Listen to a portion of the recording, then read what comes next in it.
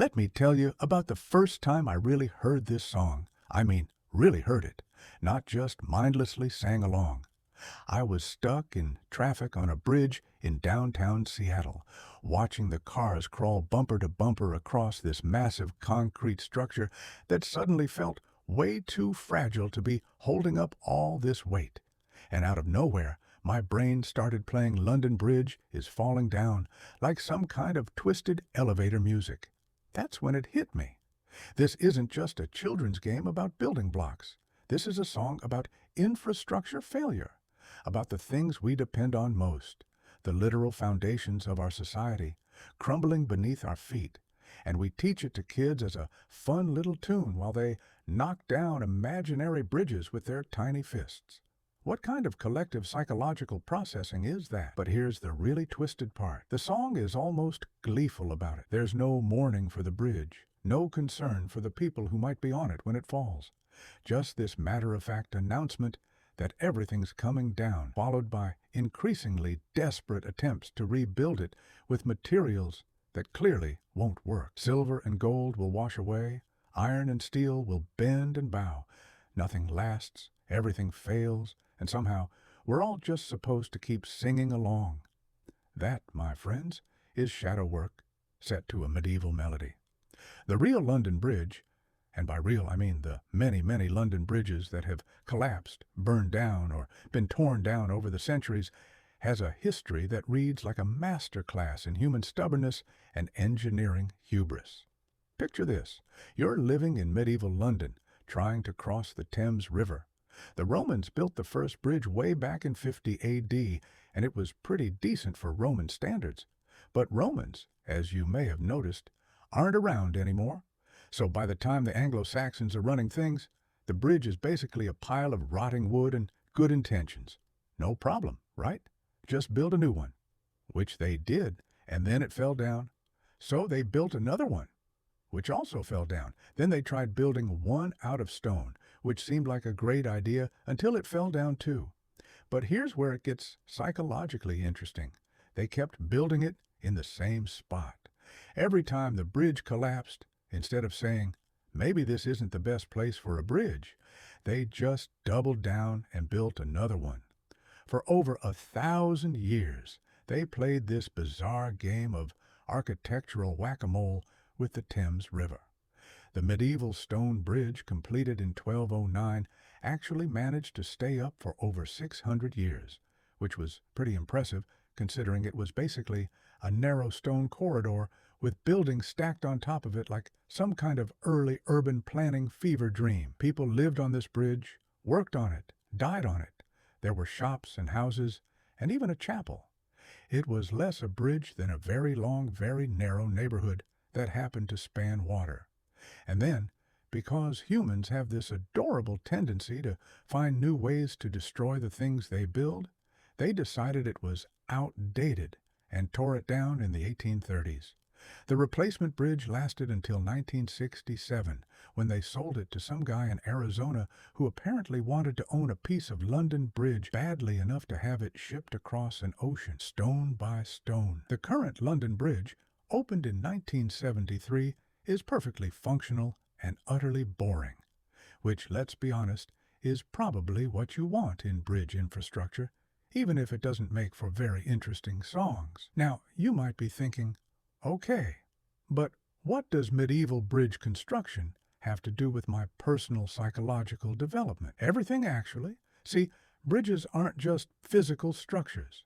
They're metaphors for all the things we build to get from where we are to where we want to be. They represent connection, progress, the ability to cross over obstacles and reach the other side of whatever river we're trying to navigate. When bridges fall down, it's not just an engineering problem. It's a collapse of possibility. It's being stranded on one side of your life, staring across at where you want to be, with no way to get there safely. We all have London bridges in our lives. The career path that seemed solid until the industry changed. The relationship that was supposed to last forever until it didn't. The financial plan that worked great until the market crashed. The belief system that held everything together until life handed you experiences that didn't fit the framework. And here's the shadow part. Sometimes, secretly, we're almost relieved when the bridge falls down. Stay with me on this one, because I know it sounds crazy. But think about it. How many times have you been stuck in a situation that wasn't working, but felt too scared or too lazy or too committed to change it? How many times have you crossed that same bridge, day after day, knowing it was shaky but not knowing how to build a different route? When the bridge finally collapses, when you get fired, when the relationship ends, when the diagnosis comes, when the carefully constructed life you've been maintaining suddenly isn't an option anymore. There's grief, yes, but there's also sometimes a weird kind of relief, like, well, at least now I don't have to keep pretending this was sustainable. The shadow knows that sometimes destruction is the beginning of creation. Sometimes you have to let the old bridge fall down before you can build something better. Let's talk about the verses most people skip when they're singing this song, because they're actually the most psychologically revealing part of the whole thing. Build it up with wood and clay will wash away. Build it up with bricks and mortar will not stay. Build it up with iron and steel will bend and bow. Build it up with silver and gold will be stolen away. This is basically a masterclass in the impermanence of everything we think is solid. The song systematically destroys every material we might use to build security, showing us that wood rots, clay dissolves, bricks crumble, iron rusts, steel bends, and even precious metals can be stolen. It's like a medieval Buddhist teaching disguised as a children's game. But here's what's really interesting from a shadow work perspective. Notice what materials we choose when we're trying to build stability in our own lives, and how those choices reveal our unconscious beliefs about security. Some of us try to build our bridges out of wood and clay, organic, flexible materials that feel natural but aren't built to last. We create careers based on what we love rather than what's sustainable. We build relationships on feelings rather than compatibility. We make financial decisions based on optimism rather than reality. When these bridges wash away, we act surprised. But the shadow knew all along that we were building with materials that weren't meant to handle heavy traffic. Others try the bricks and mortar approach, solid, traditional, seemingly permanent structures. But bricks and mortar don't stay either. Industries disappear overnight. Traditional career paths become obsolete. The right neighborhood becomes the wrong one. The person who looked perfect turns out to be human after all. Then there's the iron and steel crowd, the ones who try to build bridges out of sheer force of will and determination. They work 80-hour weeks, sacrifice relationships for achievements, push through pain and exhaustion because they believe that if they just try hard enough, they can make anything last. But iron and steel will bend and bow. The workaholic gets burned out. The perfectionist discovers that no amount of control can guarantee outcomes. The person who never shows vulnerability finds themselves isolated when they finally need support. And finally, there are those who think they can build bridges out of silver and gold, pure financial security. But silver and gold will be stolen away. Markets crash. Economies collapse. Currencies become worthless. Health problems eat through savings. Divorce divides assets. The bridge built on money alone crumbles when something happens that money can't fix. And then there's that mysterious fair lady who keeps showing up at the end of each verse. Who is she? What does she want? Why does she get mentioned in a song about infrastructure failure? Some historians think she's a reference to a human sacrifice, the ancient practice of burying someone alive in the foundation of a bridge to ensure its stability. Others suggest she's Matilda of Scotland, whose husband, Henry I, supposedly financed the bridge's construction. Still others think she's just a generic figure representing the community that depends on the bridge. But from a shadow work perspective, I think she's something else entirely. I think she's the part of us that has to witness the collapse.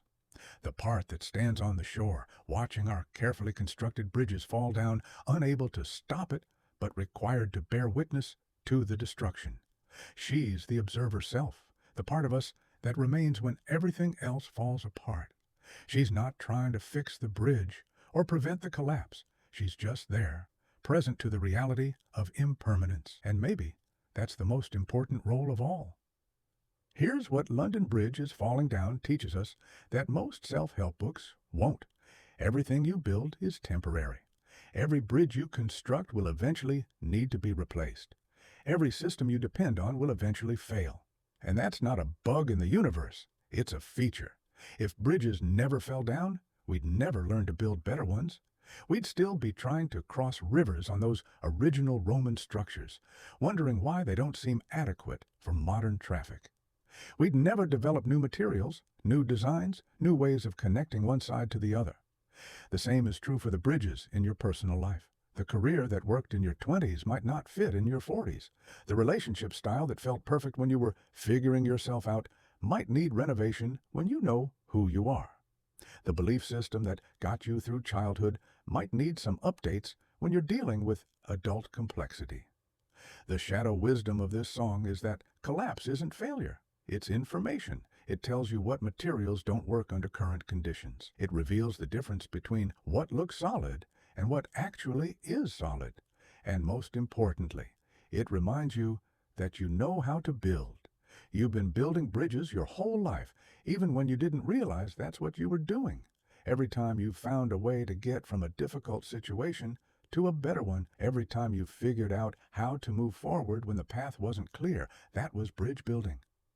So the next time you hear London Bridge is falling down, don't just think about medieval infrastructure problems. Think about it as a song about trusting the process. The endless cycle of building and collapse and rebuilding that's been going on for as long as humans have been trying to get from one side of anything to the other. And maybe, just maybe, think about it as a song about liberation. Because when the bridge falls down, you're not just losing your old route across the river. You're also being freed from having to maintain something that wasn't working anyway. The fair lady doesn't mourn the falling bridge. She witnesses it, learns from it, and waits patiently for the next version to be built.